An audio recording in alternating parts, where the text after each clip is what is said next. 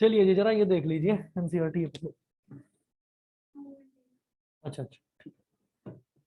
A vertical pole of length 20 metre casts a shadow 10 metre long on the ground. Ground में एक vertical पोल है, vertical पोल की shadow जो है, वर्टिकल पोल की लेंथ है 20 मीटर और शेडो की लेंथ है 10 मीटर। तो आप ये समझिए कि जैसे ये तो वर्टिकल पोल है, तो इसको बोल दिया बेटा मैंने ए, बी और सी। तो पोल तो सीधा ही खड़ा होता है, वो टेढ़ा पोल नहीं है, मतलब टक्कर नहीं मारी इसको आगे अभी तक किसी ने, तो ये सीधा खड़ा हुआ है। तो सीधा खड़ा हुआ है इसका मतलब 90 डिग्री का एंगल है। तो ये है 20 मीटर और जो इसकी शेडो है उसकी लेंथ है 10 metre. And at the same time, a tower casts a shadow 50 meter long than the height of the tower. At the same time, हमने कहा कि एक टॉवर है, तो टॉवर की हाइट थोड़ी सी लंबी है, तो टॉवर कितनी बड़ी शेडो कास्ट कर रहा है?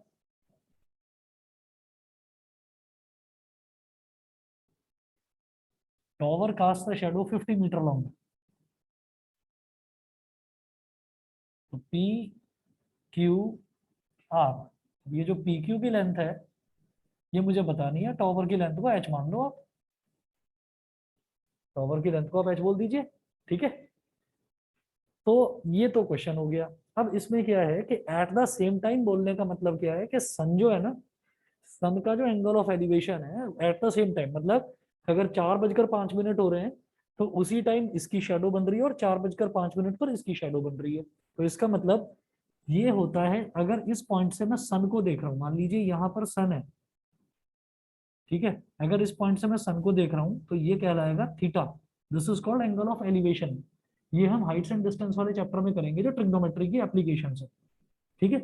ऐसे ही उसी सेम टाइम पर जो सन है वो उसी सेम एंगल ऑफ एलिवेशन पर सन, मतलब सन यहाँ, सन जो है वो यहाँ पर है, तो यहाँ पर भी थीटा ही बनेगा एंगल। समझ रहे हैं? तो एक ही तरह से आप ये देख लीजिए कि सन इतनी दूरी पर है, इतनी दूरी पर है कि अगर मान लीजिए हम इस पॉइंट को, अगर हम इस पॉइंट को बोलेंगे ये 20 मीटर ऊंची कोई एक पोल है, यहाँ से अगर सन की ऊंचाई देखी जाए तो हम कहेंगे लगभग उतनी ही ऊंचा है ना। और अगर टॉवर है कोई, टॉवर की टॉप से अगर सन को देखा जाए तो हम कहेंगे ये भी उतना ही ऊंचा है। तो जब एट द सेम टाइम की बात करते हैं तो एंगल ऑफ एलिवेशन सेम बनता है हमेशा। एंगल ऑफ एलिवेशन क्या होता है कि जैसे मैं यहाँ पर खड़ा हुआ और यहाँ पर खड़ा हुआ, मैं ऊपर किसी चीज को ऐसे देखता हूँ, तो मेरी जो लाइन ऑफ साइट है वो तो ऐसे स्ट्रेट है, ठीक है, और उससे जो एंगल बनता है इस तरीके से, तो वो जो एंगल बन रहा है बीच में, that is called angle of elevation.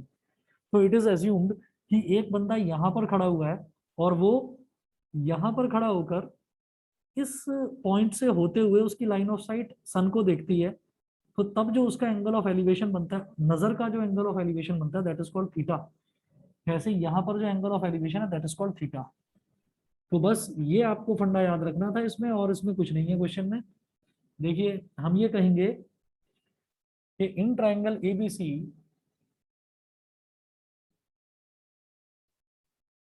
And triangle PQR,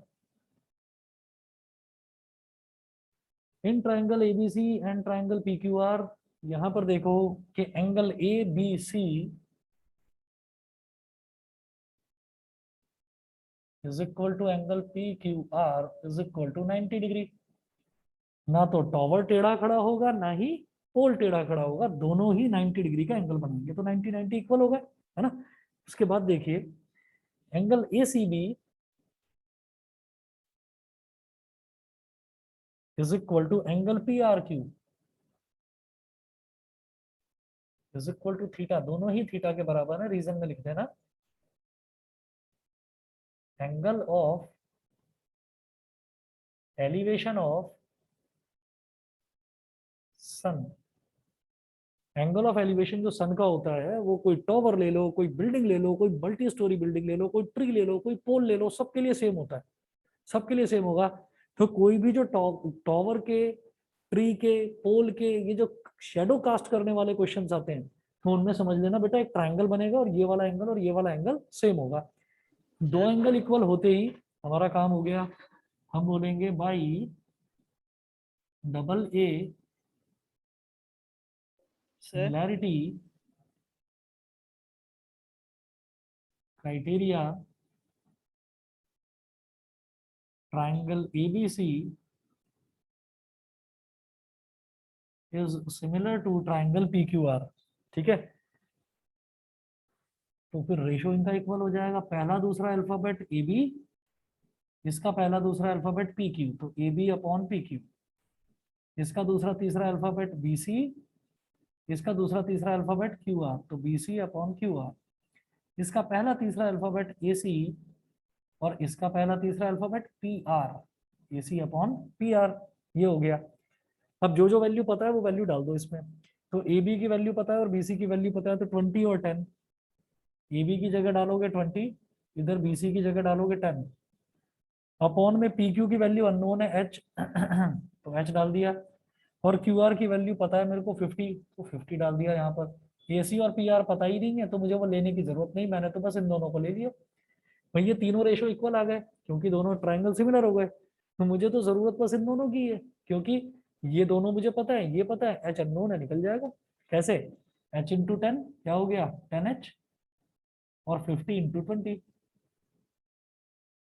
तो एच कितना हो गया, 5 2 10, और 2 0 लगा दो, अपॉन में 10, एक जीरो से जीरो कट गया, तो H is equal to 100 metre. ठीक है, तो height of the building is 100 metre, A option correct है इसका। समझ गए? इंदर क्लियर है? Yes sir. क्लियर है बेटा? बाकी बच्चे बताएं, आदित्य, अक्षत, गरिमा, इशिता, न्यासा, पालकी, यस क्लियर है सर। सर। सभी को क्लियर है? सर एक सक्षम? बार एंगल ऑफ एलिवेशन बता दीजिए। एंगल ऑफ एलिवेशन फिर से बता देता हूँ। आप ये देखिएगा कि जब सन जो है ना, सन जब मान लीजिए नून का टाइम है, दोपहर का टाइम है, 12 बजे का टाइम है, तो हम ये बोलते हैं कि नून के टाइम पर, 12 बजे के टाइम पर सन सर के बिल्कुल ऊपर होता है। वो मेरे सर के भी ऊपर होगा, थोड़ी दूर पर तुम खड़े होगे तुम्हारे सर के भी ऊपर होगा, सबके सर के ऊपर ही होगा। आप एक बड़ी सोसाइटी के अलग अलग कोने में खड़े हो जाएं, ठीक है, तो रात के टाइम वो आता है ना, करवा चौथ का जब चांद देखते हैं तो सभी बच्चे अपनी अपनी बालकनी से देखते हैं, तो सबको वो एक ही डायरेक्शन में नजर आता है। इसका मतलब क्या है कि कोई मतलब फर्स्ट फ्लोर से देखे, कोई 10th फ्लोर से देखे, कोई 14th फ्लोर से देखे, सबको वो एक ही एंगल ऑफ एलिवेशन पर नजर आएगा, क्योंकि उसकी दूरी इतनी ज्यादा है, वो सन है इतनी दूरी पर। तो एंगल ऑफ एलिवेशन ये होता है बेटा कि जैसे मैं ऐसे खड़ा हुआ हूँ और मैं ऐसे बिल्कुल स्ट्रेट कोई चीज देखता हूँ, तो ये तो हॉरिजॉन्टल लाइन हो गई जो स्ट्रेट है। लेकिन अगर किसी चीज को ना मैं अपने चेहरे को थोड़ा सा ऐसे टिल्ट करके देखता हूँ, तो हॉरिजॉन्टल से मेरे चेहरे ने कितना एंगल बनाया, that angle is called angle of elevation. तो आप ये समझिए कि यहाँ पर कोई ऑब्जर्वर है जो खड़ा होकर देख रहा है इस पॉइंट को, तो इस पॉइंट को देखने वाला जो एंगल है that is called angle of elevation. इसी तरह से कोई बंदा जो है वो इस पॉइंट पर खड़ा होकर और इस पॉइंट को देख रहा है, तो this is called angle of elevation. और हम ये कहते हैं कि जब शेडो बनती है ना, तो शेडो सेम प्रोपोर्शन में बनती है, तो सेम प्रोपोर्शन में ये वाला एंगल और ये वाला एंगल हमेशा इक्वली होते हैं। समझ गए? Yes sir. Angle of elevation होता है, एलिवेशन का मतलब होता है ऊपर की तरफ बढ़ना। तो जब हम नीचे खड़े होकर कोई ऊपर वाला एंगल देखते हैं, कोई ऊपर वाली चीज देखते हैं, तो जो हमारी नजर पर, हमारी जो आंखों की लाइन ऑफ साइट पर जो एंगल बनता है that is called angle of elevation. इसका उल्टा भी होता है कि हम जब ऊपर से कोई नीचे वाली चीज देखते हैं, तो वो जो एंगल है वो कहलाता है एंगल ऑफ डिप्रेशन। जब हम ऊपर से कोई नीचे वाला एंगल देखते हैं वो कहलाता है एंगल ऑफ डिप्रेशन। मैं इसको एप्लीकेशन ऑफ ट्रिग्नोमेट्री में कराऊंगा, ठीक है, अभी के लिए छोड़ रहा हूँ इसको। यहाँ के लिए ये क्वेश्चन समझ में आ गया? बताइए। Yes sir. Yes sir. चलिए जी, एक डाउट और है वो देखता हूँ। ये है इसमें से रियल नंबर्स में से, तो देखिएगा, और मुझे लग रहा है ज्यादातर बच्चों को आता होगा ये क्वेश्चन। नहीं आता है तो ठीक है, मैं करवा रहा हूँ, देख लेना।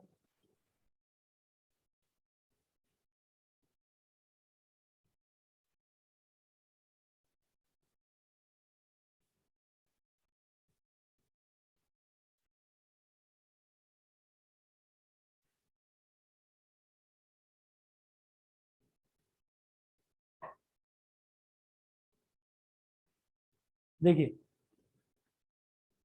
The largest number that will divide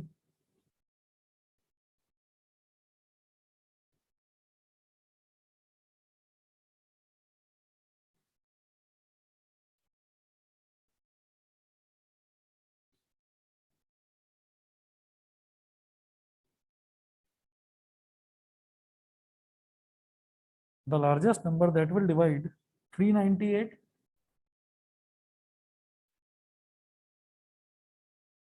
436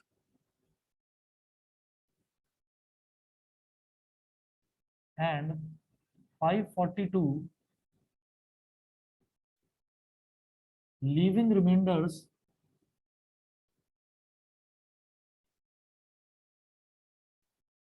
leaving remainders 7, 11 and 15 respectively. 7, 11 and 15 respectively is A है 17, B है 11, C है 34 और D है 45।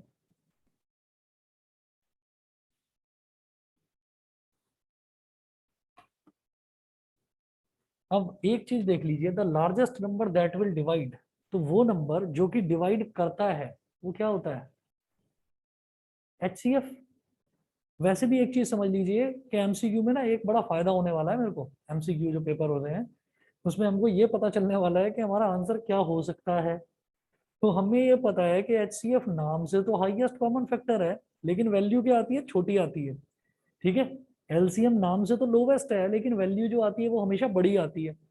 ये 17, 11, 34, 45, ये इतनी बड़ी बड़ी वैल्यू के सामने तो छोटी है। इसका मतलब क्या करना है? HCF ही निकालना है ना। और HCF में क्या करते हैं, जब भी कोई रिमाइंडर बचता है तो उस रिमाइंडर को पहले उस नंबर में से सब्ट्रैक्ट कर देते हैं। तो हम क्या करेंगे यहाँ पर, सबसे पहला काम क्या है, लेट अस सब्ट्रैक्ट द, और देखिए इसके पीछे भी लंबा चौड़ा कंसेप्ट है, लेकिन उसको अभी समझाने की मैं जरूरत नहीं समझ रहा। बस ये समझिए कि जो नंबर दे रखे हैं और फिर वो बोलते हैं कि on dividing by that number, कोई लार्जेस्ट नंबर है जो इसको भी डिवाइड करेगा, इसको भी डिवाइड करेगा और इसको भी डिवाइड करेगा, और रिमाइंडर में 7, 11 और 15 छोड़ेगा। ठीक है। तो हमें तो रिमाइंडर में 0 चाहिए होता है जब HCF निकालते हैं, रिमाइंडर में कुछ नहीं चाहिए होता। तो इसलिए जो ये रिमाइंडर्स बचे हुए हैं इनको गायब कर दो ना। तो गायब कैसे करोगे? सब्ट्रैक्ट कर दो इनको। तो हम कहेंगे let us subtract the respective remainders, let us subtract the respective remainders।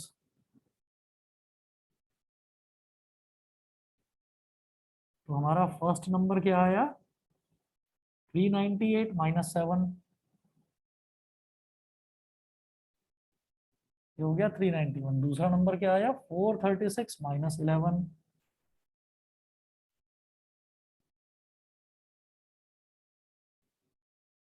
ये हो गया 425, है ना? हाँ। और थर्ड नंबर क्या आया? 542 माइनस 15, 542 माइनस 15, तो ये हो जाएगा 527। 27 और 5 32 और 10 42, हाँ 527। अब इन तीनों नंबर्स का ना HCF लेना है। तो HCF लेने के लिए वो जो यूक्लिड्स डिवीजन एल्गोरिथम है थोड़ा लंबा लगता है मेरे को मेथड, तो मैं क्या करूंगा इसमें, मैं प्राइम फैक्टराइजेशन से करूंगा। ठीक है। तो जरा देखिए 391 को लेते हैं सबसे पहले।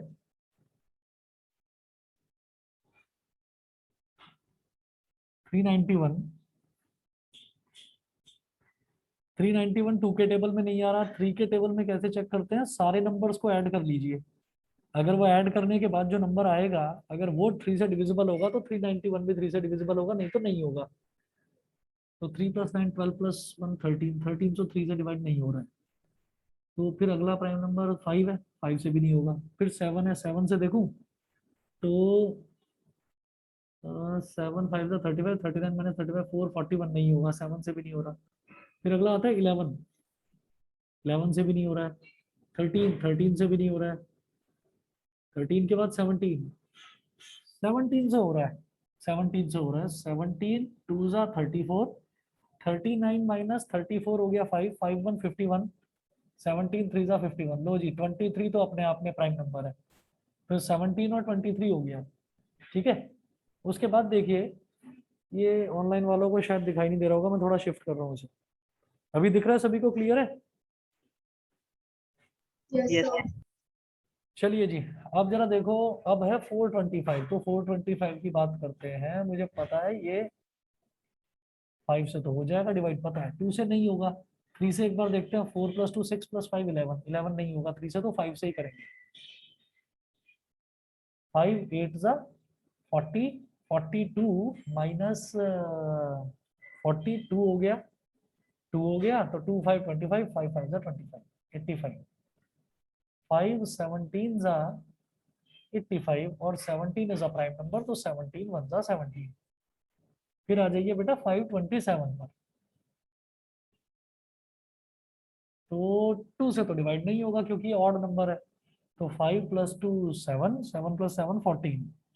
ठीक है जी, 3 से भी नहीं हो रहा है, 5 से भी नहीं हो रहा है, 7 से नहीं हो रहा है, 11 से, 11 से भी नहीं हो रहा है, 13 से भी नहीं हो रहा, हाँ 17 से ही हो रहा है सीधा। 17 3 जा 51, और फिर 1 आ गया, 1 7 17, तो 17 1 जा 17, 31 is again a prime number, 31 1 जा 31। तो हम इसमें क्या बोलेंगे, 391 is equal to 17 into 23, 425 is equal to 17 into 23, तो है नहीं तो लिख देंगे जबरदस्ती 23 की पावर 0। 5 है तो लिखेंगे 5 की पावर 2। 5 कितनी बार आ रहा है, 2 बार आ रहा है, तो 5 की पावर 2। 17 इंटू 1 इंटू 5 की पावर 2, 23 नहीं था, जबरदस्ती लिख दिया 23 की पावर 0। 17 की पावर 1, 23 की पावर 1, इधर 5 नहीं था तो यहाँ जबरदस्ती लिख देंगे 5 की पावर 0। अगला देखेंगे 527, 17 है सबसे पहले, 17 की पावर 1, 23 है, नहीं है तो लिख दो 23 की पावर 0। 5 है, नहीं है तो लिख दो 5 की पावर 0। 31 है तो लिखो 31 की पावर 1, इधर 31 नहीं है तो लिखो 31 की पावर 0, इधर भी 31 नहीं है तो लिखो 31 की पावर 0।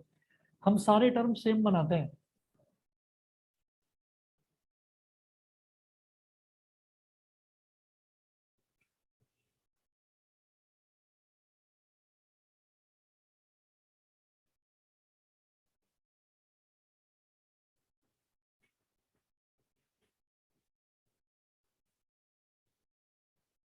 हम्म,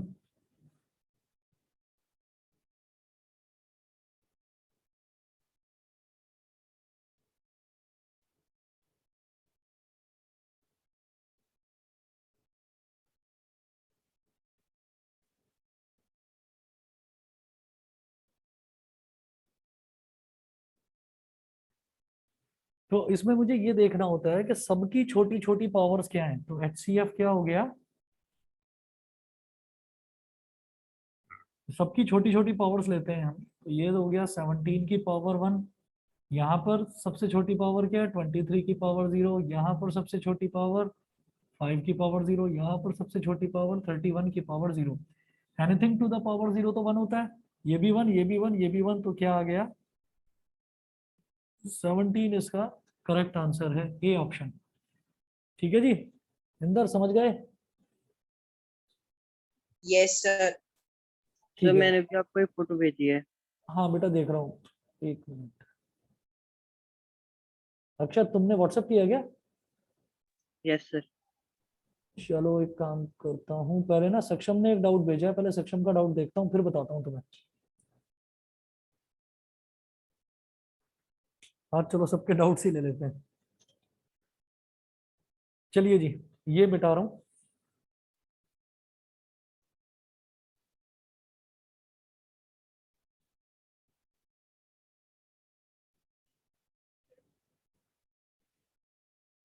तुम्हें, अच्छा, क्वेश्चन नंबर 3, हाँ वो बताया था।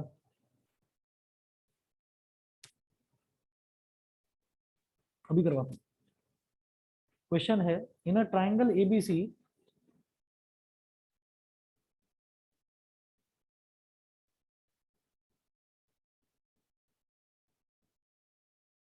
इन a triangle ABC P and Q are points on sides AB and AC respectively. P and Q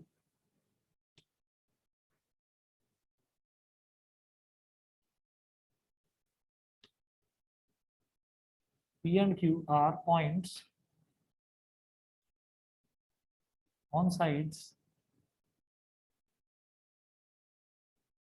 AB and AC.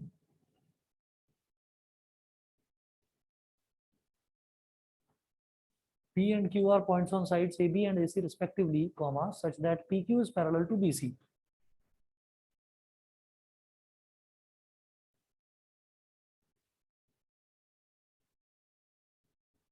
Such that PQ is parallel to BC. Full stop. If AP is equal to 2.4 centimeter,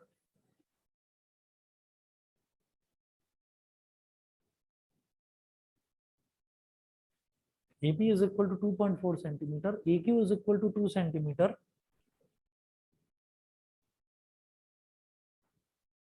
comma, QC is equal to 3 centimeter,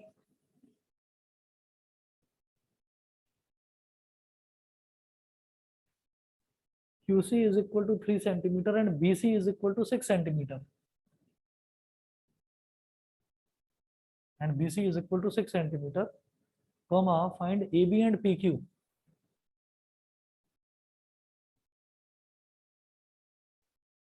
Find AB and PQ.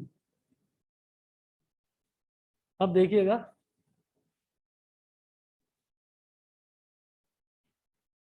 In a triangle ABC, एक triangle दे रखा है ABC, A BC, P and Q are points on side AB and AC respectively. AB पर एक point है P और AC पर एक point है Q, such that PQ is parallel to BC, कि ये PQ BC के पैरेलल है. If AP is equal to 2.4 centimeter, AQ is equal to 2 centimeter, QC is equal to 3 centimeter, and BC, अच्छा ये BC दे रखा है, BC is equal to 6 centimetre. Find, एक तो AB फाइंड आउट करना है और एक ये PQ फाइंड आउट करना है. ठीक है, तो अब जरा देखिएगा कैसे करूंगा इसको मैं.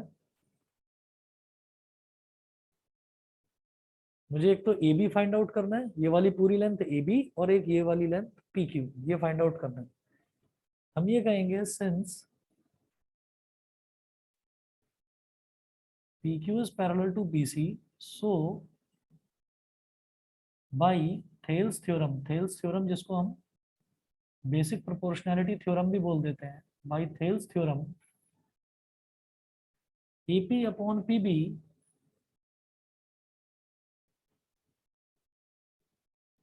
AP upon PB is equal to AQ upon QC.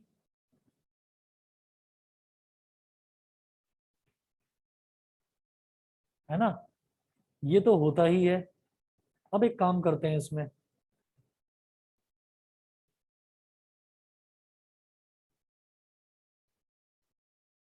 BP मुझे नहीं पता,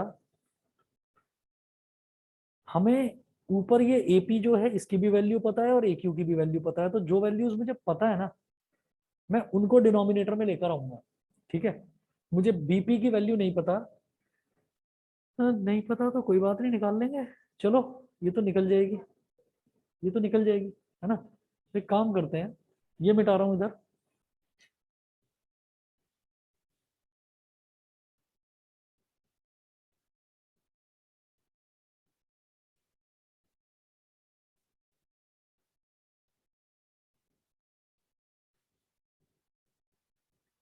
चलिए जी, तो AP की वैल्यू है 2.4, 2.4 अपॉन BP की वैल्यू मुझे नहीं पता तो वो मैं निकाल लूंगा, इज इक्वल टू AQ की वैल्यू है 2 और QC की वैल्यू है 3, तो twice of BP is equal to 2.4 into 3, तो BP is equal to 2.4 into 3 upon 2, तो इससे डिवाइड कर दिया तो 1.2 आ गया। बीपी की वैल्यू आ गई 3.6 सेंटीमीटर।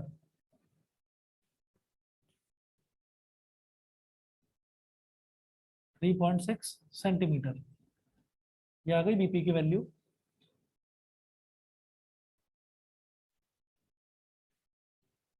अब मैं ये कहूंगा इन ट्राइंगल एपीक्यू, एक तो ये छोटा ट्राइंगल ले लो और एक ये बड़ा ट्राइंगल ले लो।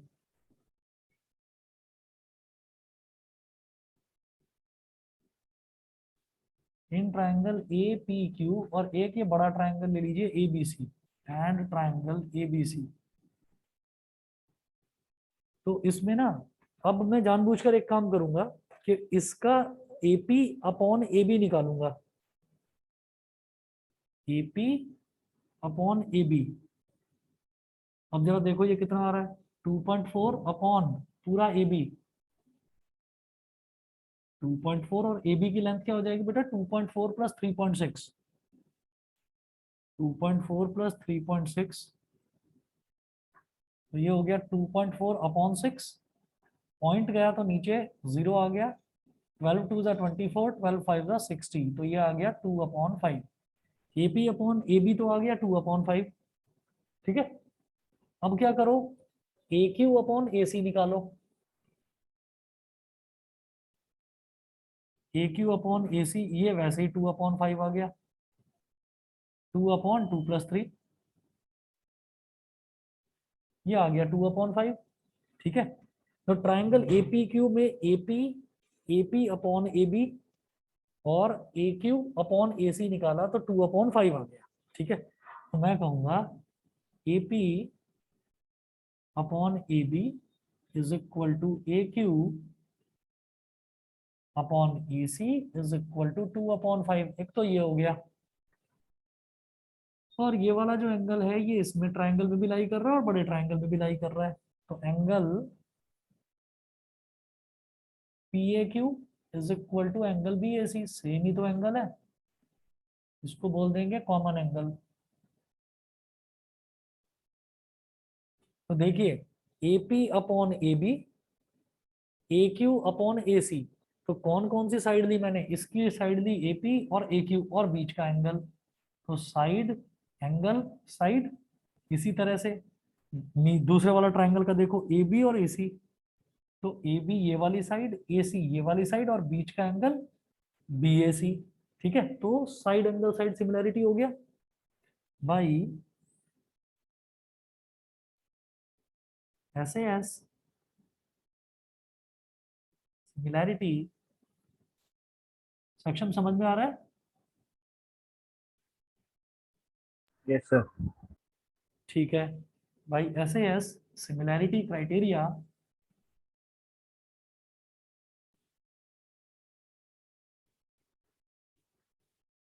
ट्राइंगल एपीक्यू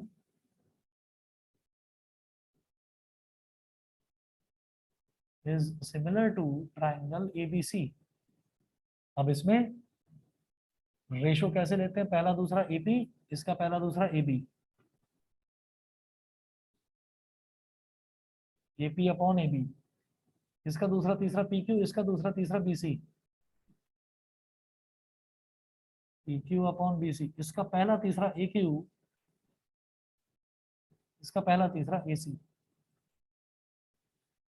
मुझे क्या निकालना है, इन्होंने पूछा है कि एक तो AB निकालो, तो AB तो हम निकाल चुके हैं 2.5, 2.4 प्लस 3.6, वो तो 6 हो गया। PQ और निकालना है, तो AP की वैल्यू, AP अपॉन AB इस पूरे की वैल्यू 2/5 ही तो थी, और PQ अपॉन BC की वैल्यू है 6, और AQ अपॉन AC की वैल्यू भी तो 2/5 थी। तो इसको इसके इक्वल ले लो या इसके इक्वल ले लो, दोनों तरफ से 2/5 के इक्वल है। तो PQ upon 6 is equal to 2/5, multiply करेंगे तो 5 into PQ is equal to 2 6 12। तो PQ की वैल्यू आ गई 12/5, यानी कि 5 2 जा 2.4,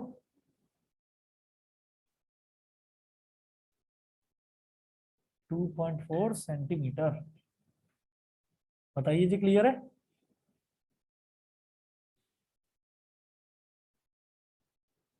तुम्हारा कौन सा था डाउट? ट्रिग्नोमेट्री का कौन सा? आइडेंटिटीज का। आइडेंटिटीज का तो कुछ खतरनाक सा लग रहा है क्वेश्चन मुझे।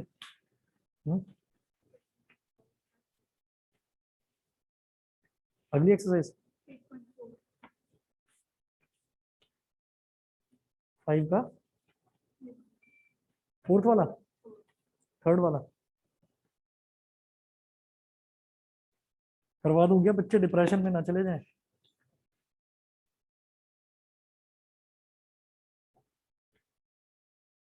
tan theta upon 1 minus cot theta. चलो जी ठीक है, क्वेश्चन देख लो जरा ट्रिग्नोमेट्री का। बड़े दिन हो गए ट्रिग्नोमेट्री करी भी नहीं है। ये है टर्म 1 में। अच्छा, इसका मतलब टर्म 1 को हल्के में ना लें। मिटा दूं बेटा ये वाला मिटा दूं? अरे ये ऑनलाइन सारे सो गए हो क्या? किधर हो गई? Yes sir. गरिमा, प्राजक्ता, ये दोनों तो हैं, न्यासा भी है। आदित्य, अक्षत, इंदर, सक्षम, किधर हो भाई? Yes, पालकी, sir. प्राजक्ता, इशिता, Yes, ये sir. सारे सारे गायब हैं। नहीं, इंदर तो है।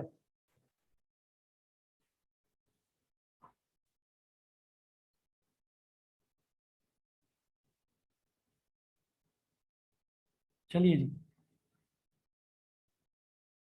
मैं एक डाउट ना ट्रिग्नोमेट्री में से ले रहा हूँ, एनसीईआरटी का है। देखिए, हो सकता है मैं जिसने जैसे जैसे डाउट बताया वैसे वैसे बता रहा हूँ, हो सकता है सबका नंबर ना आ पाए। कोशिश कर रहा हूँ करवाने की।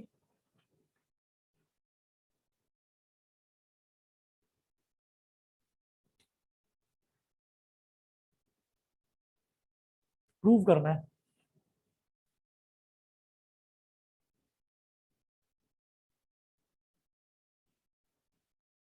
tan theta upon 1 minus cot theta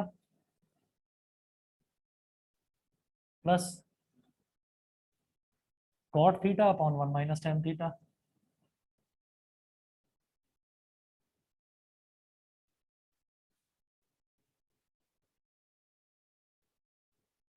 tan theta upon 1 minus cot theta plus cot theta upon 1 minus tan theta. इसको प्रूव करना है किसके बराबर? 1 plus sec theta cosec theta.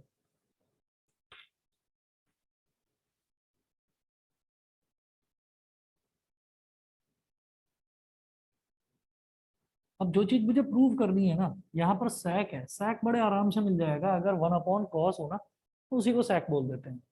cosec बड़े आराम से मिल जाएगा, अगर 1 अपॉन साइन हो तो उसी को हम cosec बोल देते हैं। इसी तरीके से जैसे ये tan cot cot tan ये दे रखा है, तो इनको साइन cos में कन्वर्ट कर लो तो sec cosec आराम से बन जाएंगे। देखिए, मैं इसको सॉल्व करने के लिए एलएचएस लेकर चलता हूँ। tan थीटा को मैं बोल दूंगा बेटा sine theta upon cos theta, upon में 1 माइनस कॉट थीटा को मैं बोल दूंगा cos theta upon sine theta, plus फिर कॉट थीटा को मैं बोलूंगा cos theta upon sine theta. ये सबको पता है ना, कॉट क्या होता है? Cos upon sine. और साइन क्या होता है? वो सॉरी, टैन क्या होता है? Sine upon cos. तो 1 minus sine theta upon cos theta.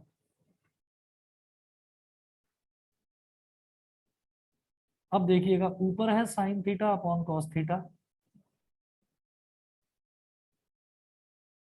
और डिनोमिनेटर में ये साइन थीटा इससे 1 से मल्टीप्लाई हो जाएगा। डिनोमिनेटर में एलसीएम ले रहा हूं तो sign theta minus cos theta upon sine theta हो जाएगा। Sign theta minus cos theta upon sine theta. इतना क्लियर है? इतना समझ गए? एलसीएम लिया है।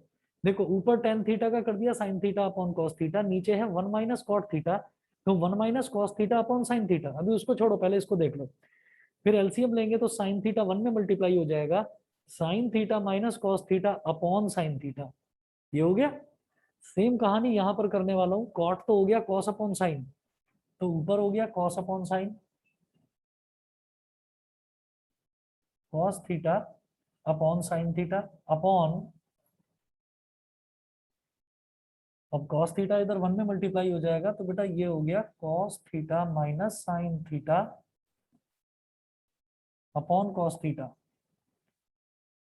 अब देखिए जब ऊपर भी रैशनल नंबर होता है, जैसे ये रैशनल नंबर है ऊपर, एनीथिंग अपॉन एनीथिंग, नीचे भी रैशनल नंबर है एनीथिंग अपॉन एनीथिंग। तो जब ऊपर भी रैशनल नंबर होता है और नीचे भी रैशनल नंबर होता है तो हम क्या करते हैं, सबसे ऊपर वाला टर्म सबसे नीचे वाले के साथ मल्टीप्लाई होकर न्यूमरेटर में आ जाता है, sine theta into sine theta, और ये जो बीच वाले टर्म है ये आपस में मल्टीप्लाई होकर डिनोमिनेटर में आ जाते हैं, तो cos theta into sine theta minus cos theta. ठीक है, इसके बाद फिर वही काम यहाँ पर, सबसे ऊपर वाला टर्म सबसे नीचे वाले से मल्टीप्लाई, मतलब cos theta into cos theta, और ये बीच वाले टर्म आपस में मल्टीप्लाई, मतलब sine theta into cos theta minus sine theta. ये हो गया। ठीक है, इसके बाद देखिएगा,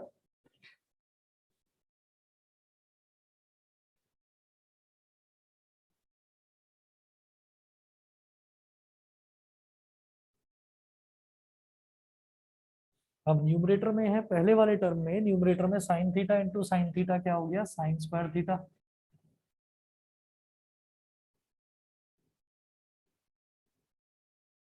और डिनोमिनेटर में cos theta into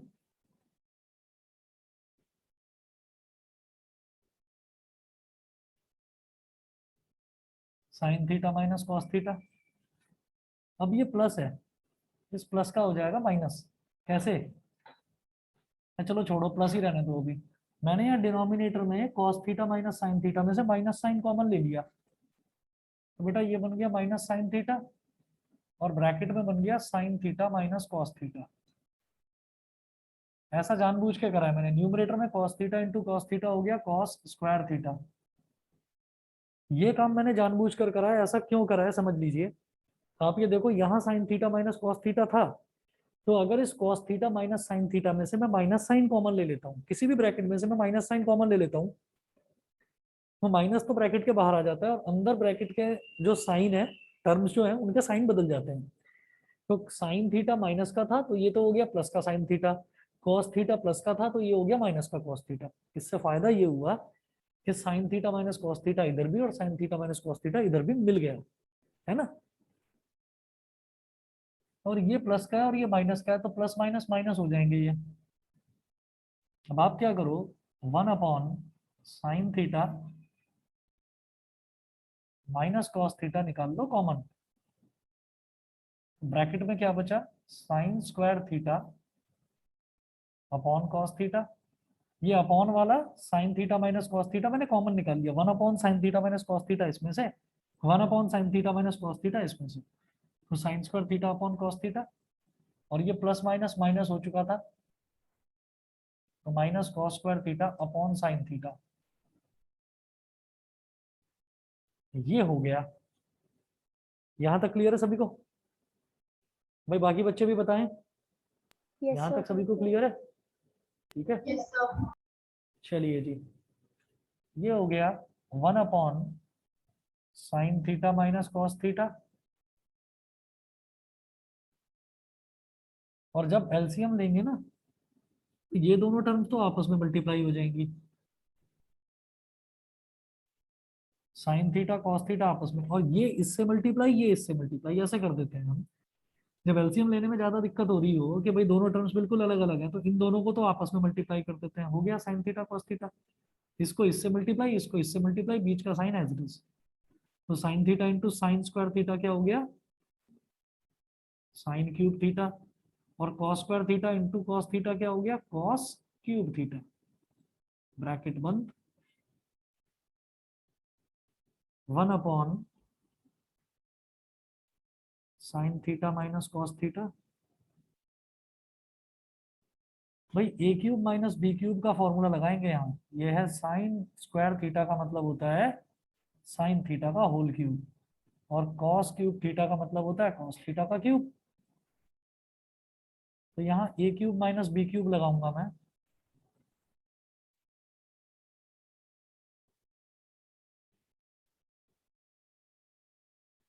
A cube minus B cube is equal to होता है A minus B into A square plus B square plus A B. ये होता है formula A cube minus B cube का। आइडेंटिटी करी थी 9th class में। तो बेटा ये जो चला आ रहा है फिर ये क्या हो जाएगा, 1/sin θ minus cos theta.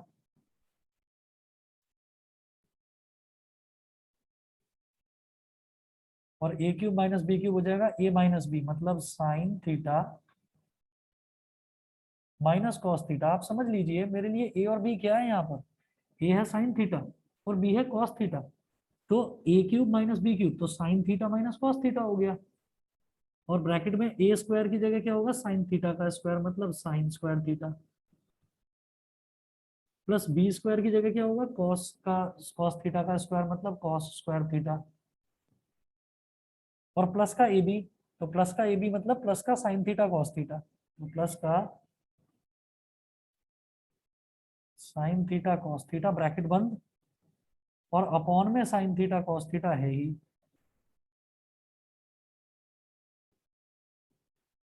Sine theta minus cos theta इधर भी है और sign theta minus cos theta इधर भी है, इस पूरे से ये पूरा कैंसिल आउट हो गया। न्यूमरेटर में क्या बचा, sign square theta plus cos square theta plus sign theta cos theta. Sign square theta plus cos square theta क्या होता है, 1, 1 plus sign theta cos theta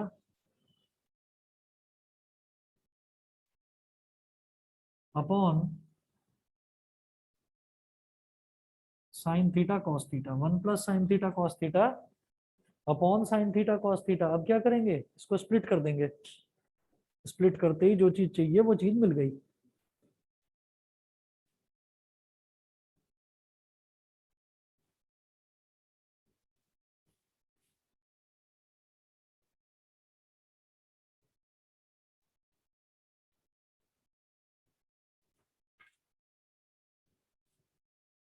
ये हो गया 1 upon sine theta cos theta plus sign theta cos theta upon sine theta cos theta. Split कर दिया ना।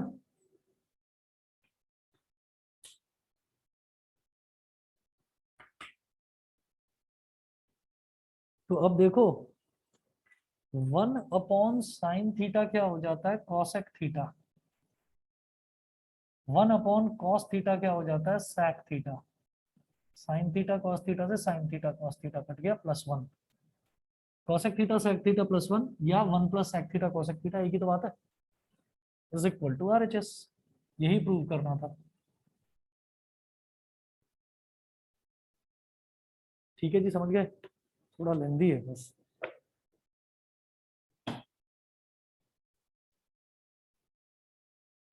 अच्छा तभी देख रहा हूँ डाउट कौन सा भेजा था।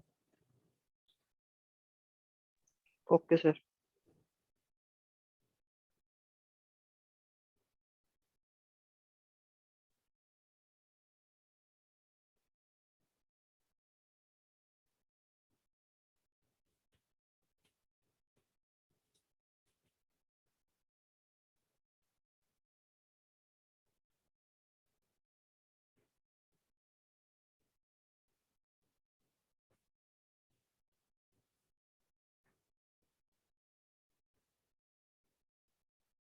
आजकल पॉलिनोमियल्स का रिवीजन चल रहा है।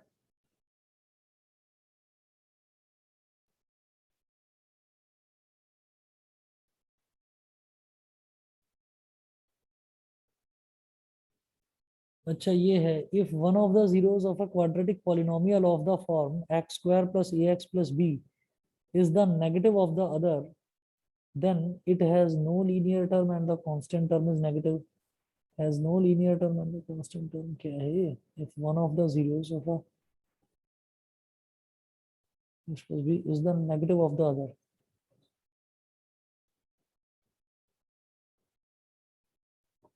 And it has no linear term.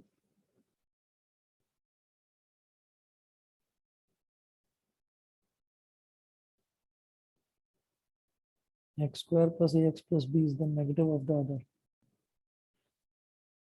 No linear term in the constant term is negative. अब ये नहीं समझ में आ रहा बेटा इस क्वेश्चन में कि रूट के बारे में दे रखा है या इस पूरे क्वाड्रेटिक पॉलिनोमियल के बारे में दे रखा है, यही डाउट होगा शायद तुम्हारा। If one of the zeros of a quadratic polynomial of the form x square plus ax plus b is the negative of the other, अगर इसका एक जीरो इसके दूसरे जीरो का नेगेटिव है, then it has no linear term। तो it has मतलब कौन सा, ये it क्या है, जीरो के बारे में पूछ रहे हैं या पॉलिनोमियल के बारे में पूछ रहे हैं?